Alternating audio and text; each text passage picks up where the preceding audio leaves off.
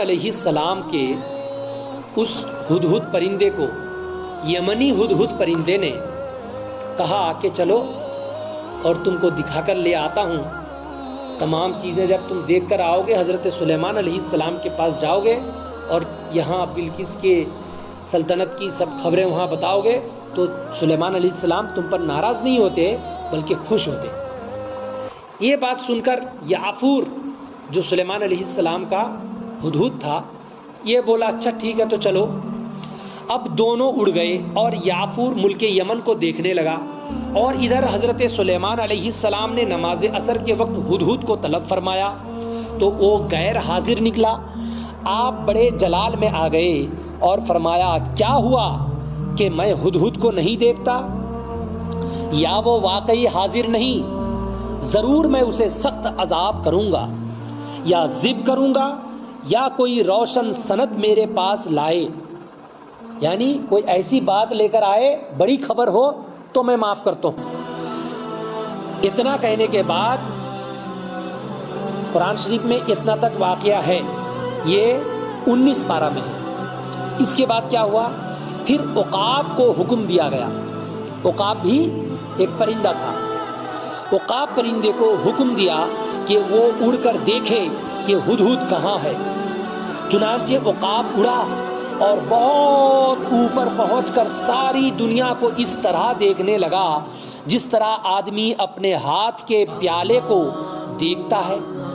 اچانک اسے ہدہد یمن کی طرف سے آتا ہوا دکھائی دیا۔ برابر یمن، ملک یمن کی طرف سے ہدہد آتا ہوا عقاب کو دکھائی دیا۔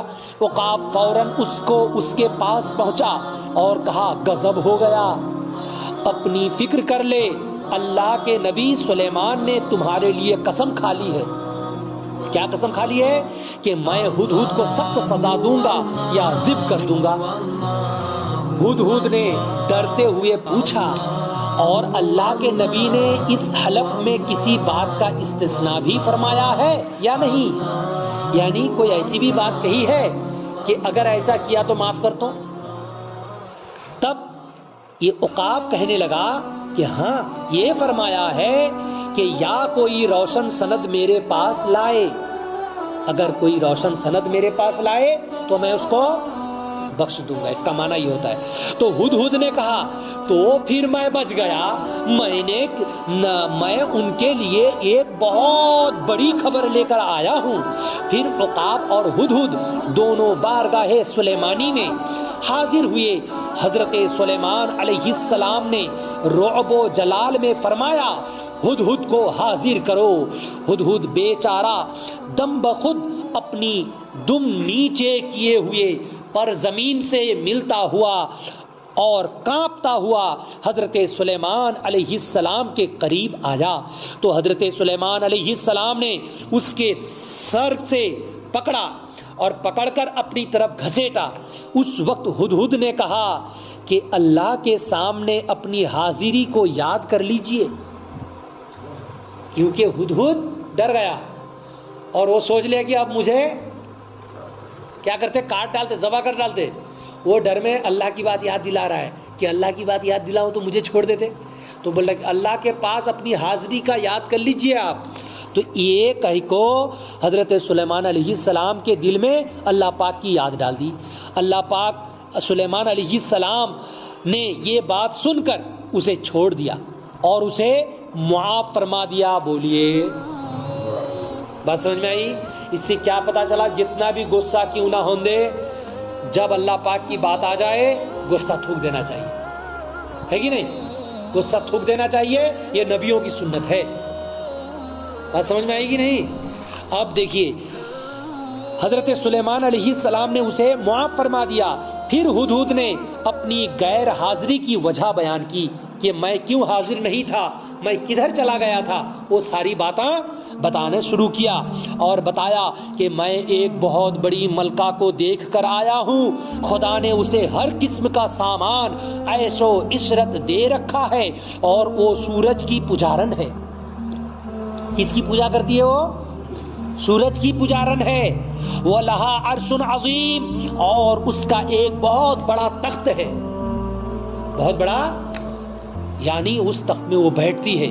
روایت ہے کہ یہ تخت سونے اور چاندی کا بنا ہوا تھا اور بڑے بڑے قیمتی جواہرات سے مرصع تھا۔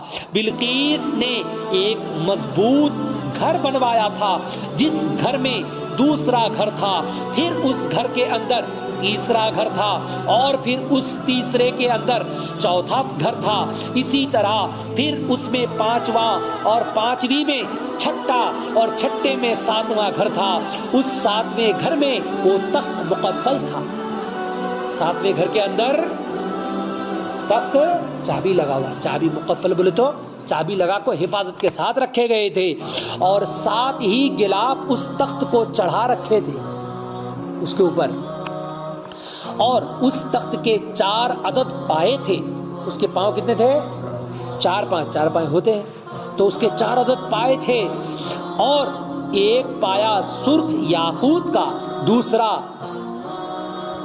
زرد یاقوت کا، تیسرا سبز زمرد کا، اور چوتھا سفید موتی کا تھا۔ یہ تخت 80 گز لمبا، 40 گز چوڑا اور 30 گز اونچا تھا۔ بلقیس 7ویں گھر کے اندر رکھے ہوئے اس تخت عظیم پر بیٹھا کرتی تھی۔ ہر گھر کے باہر سخت پہرا تھا، اور بلقیس تک پہنچنا ایک دشوار امر تھا۔ بس سمجھ میں آئی؟ ہدہد نے جب سلیمان علیہ السلام کو بلقیس کی بات سنائی تو سلیمان علیہ السلام نے فرمایا میرا ایک خط لے جاؤ اور بلقیس کو پہنچا آؤ۔ چنانچہ آپ نے ایک خط لکھا جس پر بسم اللہ الرحمن الرحیم لکھ کر لکھا کہ میرے معاملہ میں بڑائی ظاہر نہ کرو اور مسلمان بن کر میرے حضور حاضر ہو جاؤ۔ یعنی تم بڑے ہو، اپنی جگہ میں ہو، میرے پاس اپنی بڑائی ظاہر نہ کرو اور مسلمان ہو کر میرے پاس حاضر ہو جاؤ۔ اور اس خط پر شاہی مہر ثبت کر کے ہدہد کو دے دیا۔ ہدہد گیا اور 7 قلعوں کے پہروں سے بے نیاز ہو کر نبی کا یہ چٹھی رساں روشن دانوں میں سے گزرتا ہوا بلقیس تک جا پہنچا۔ بلقیس اس وقت سو رہی تھی۔ ہدہد وہ خط بلقیس کے سینے پر رکھ کر باہر نکل آیا۔ اس کے بعد کیا ہوا پھر انشاءاللہ تبارک و تعالی کل بیان ہوتا۔ سنتے کی نہیں کل؟ انشاءاللہ بہت مزہ آتا، بہت انٹرسٹیڈ ہے۔ آپ لوگ گھر میں جا کے یہ موبائل میں کل چڑھ جاتا، میرے موبائل سے یوٹیوب چینل غریب نواز نیٹ ورک سے نکال کو منیر رضا مدنا پوری غریب نواز نیٹ ورک میں جانے سے یہ مسجد کا نام ڈالنا مصطفیٰ رضا مسجد، تو یہ بیان آتا۔ یہ بیان موبائل میں اپنے گھر میں بھی سننا، سارے لوگوں کو بھی سنانا۔ انشاءاللہ تبارک و تعالیٰ اس کے بعد کا بیان کل ہوتا۔ اللہ پاک کی بارگاہ میں دعائیں ہیں، یا الہ العالمین حضور پاک صلی اللہ علیہ وسلم کے صدق دفعل ہم لوگوں کی اس مختصر سی محفل کو اپنی بارگاہ میں قبول و منظور عطا فرما۔ وصلی اللہ تعالی علی خیر خلقہ محمد وعلی آلہ واصحابہ اجمعین، آمین برحمتک یا ارحم الراحمین، بحق لا الہ الا اللہ محمد الرسول اللہ۔